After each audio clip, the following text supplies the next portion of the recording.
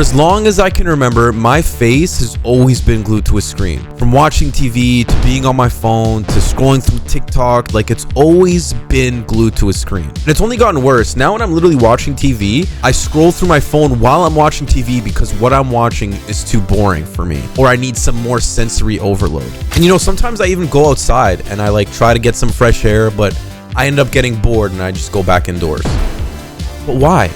Why do I always need something in front of my face? Why do I always need to be taking in some sort of stimulus? Is it because I actually like to look at it? Or is it because I actually like to watch TV or actually play the video game? Or is it because I'm afraid of just being alone? You know, I've often asked myself, what if we were just alone with our thoughts for an extended period of time? What would happen? What would we think about? Our whole life we're pumped with external stimulus, whether it's an iPad from when we're a kid or when we get our first cell phone. We always have something occupying our mind. When are we ever just alone with our thoughts? So I decided to give it a try. I'm sure you guys have heard of sensory deprivation tanks. A bunch of YouTubers have tried it where they sit in a tank filled with salt and water to the point where they float and they don't touch anything, they don't feel anything, they don't hear anything, and all of their senses are just blocked. So I googled the best sensory deprivation tank there was. I went there and I met Danny. My name's Danny. We are at Summer Illusions Float Therapy. We have a lot of people that come for floating. We have a few of the Raptors that come, Toronto Maple Leafs. We are the official float putt center for the Toronto Argonauts. You're probably thinking right now, like, dude, you're just floating in some water. Why is this such a big deal?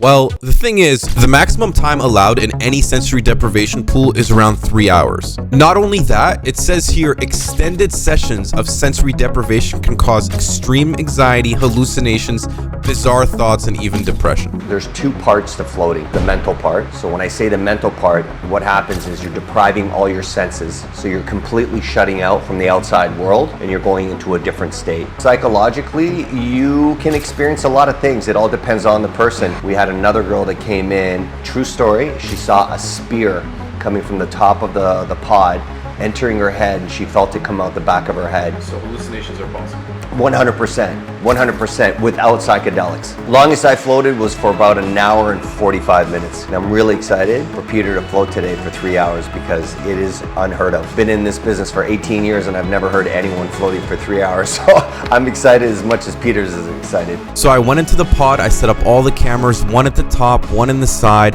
and one at the very center. Set the timer for 3 hours and I just got in. I got the earplugs here. I don't know if you can see me, but I got the earplugs here. Put this on right away.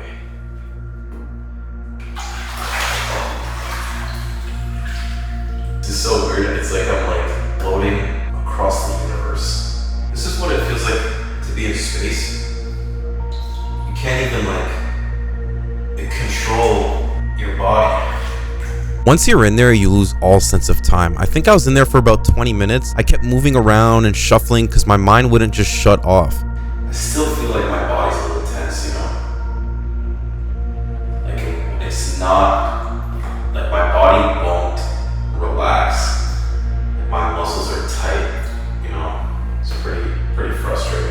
Floating is like being in space. This is the one time that you will actually feel like you're floating in space, and that's why it's called zero gravity. So unfortunately, I forgot my blindfold at home, so I took my shirt off and I wrapped it around my eyes, and this is when the real hallucinations began.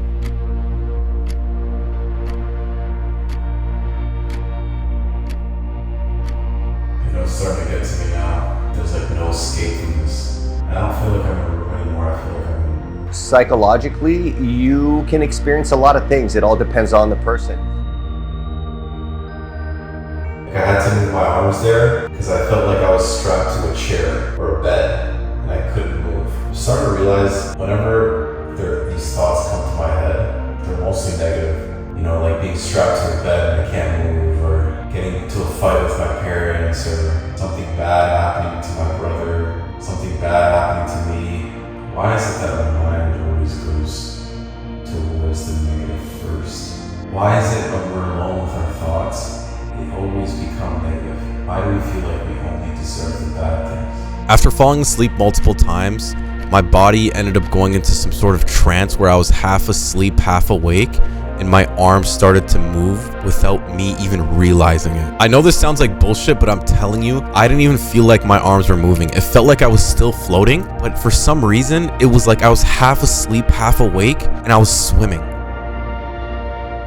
For some reason, I felt like I was swimming. I was in a pool and I was swimming. And usually when I have those dreams, when you're swimming and you're running, and it feels like you can't move and you're stuck. This time it felt like I was actually swimming and I wasn't stuck. If you ask anyone, falling in and out of sleep kind of puts you in this trance-like state where you can't tell the difference between a dream and reality.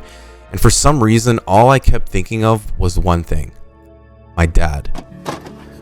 All I can think of right now is, for some reason, my dad just keeps popping up in my head. I remember when we were kids, he would take us to the high school so we could swim in their pool. He would take us there. He'd spend the whole day with us. He'd take us swimming. And he'd swim with me and my brother. He'd throw us in the pool. I remember we were so scared. We were so scared to jump off of the diving board. We were kids. And my dad kept telling us it's okay, like you can jump, it's fine, I'm here. I'll catch you.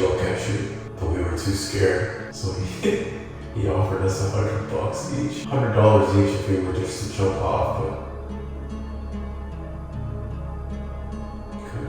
Now, I just want to make things straight. My dad's still alive and well, but I was just confused as to why this specific memory got triggered in my head.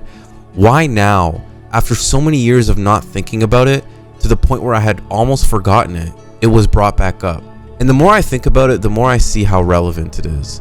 The amount of screen time I have right now compared to back then is ridiculous. I was fine going swimming. I was okay with going fishing or camping and not being on my phone or not playing video games. And the person who showed me all that was my dad.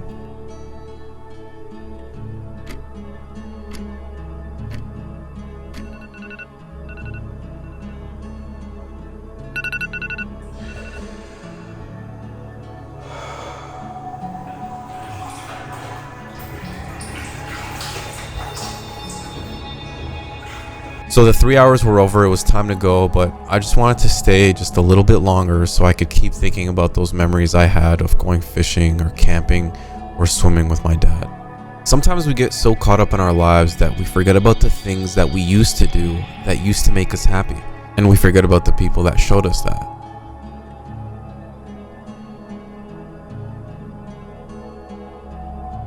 So I went to bed that night, and as I started to drift off, I felt like I was still floating. I mean, it was almost as if I'd never left.